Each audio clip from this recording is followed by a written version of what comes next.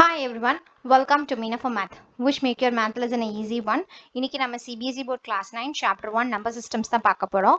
இந்த வீடியோல நம்ம example 18 பத்தி தான் டிஸ்கஸ் பண்ண போறோம். Before going to the video, operations on real numbers வீடியோட லிங்க் மேல கார்ட் அண்ட் டிஸ்கிரிப்ஷன் கொடுத்திருக்கேன். அதை பார்த்துட்டு வாங்க so that இந்த சம் உங்களுக்கு இன்னும் ஈஸியா புரியும். And now let's start. So example 18, rationalize the denominator of 5 divided by square root 3 minus square root 5. Last sumல denominatorல 2 plus root 3 இருந்தது. So 2 minus root 3 ஆல multiply and divide பண்ணி rationalize பண்ணிட்டோம். But இந்த sumல denominator root 3 minus root 5 ன்னு இருக்கு. And numeratorலையும் 5 இருக்கு. இதை எப்படி ஈஸியா rationalize பண்றதுன்னு பார்க்கலாம்.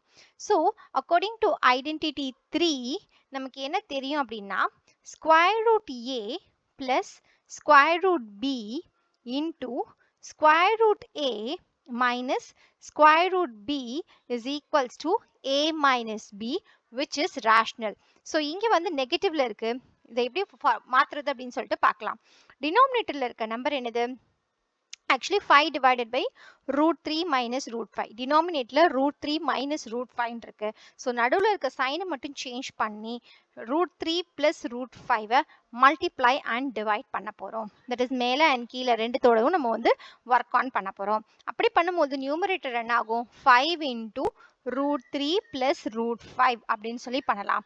பட் கீழே டினாமினேட்டர்ல a இருக்க வேண்டிய இடத்துல a இருக்க வேண்டிய இடத்துல 3யும் b இருக்க வேண்டிய இடத்துல 5ம் இருக்கு. So 3 minus 5 அப்படின்னு கிடைக்கும். So 5 into root 3 plus root 5 divided by negative 2ன்னு கிடைக்கும். டினாமினேட்டர்ல நம்ம நெகட்டிவ் பண்ண மாட்டோம்.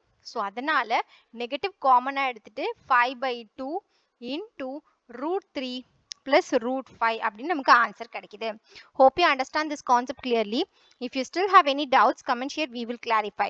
1/2 plus square root 3 எப்படி rationalize பண்றதுன்னு தெரிஞ்சுக்க உங்க லெஃப்ட்ல இருக்க வீடியோ செக் பண்ணி பாருங்க. அதே 1/7 plus 3 root 2 எப்படி rationalize பண்றதுன்னு தெரிஞ்சுக்க உங்க ரைட்ல இருக்க வீடியோ செக் பண்ணி பாருங்க.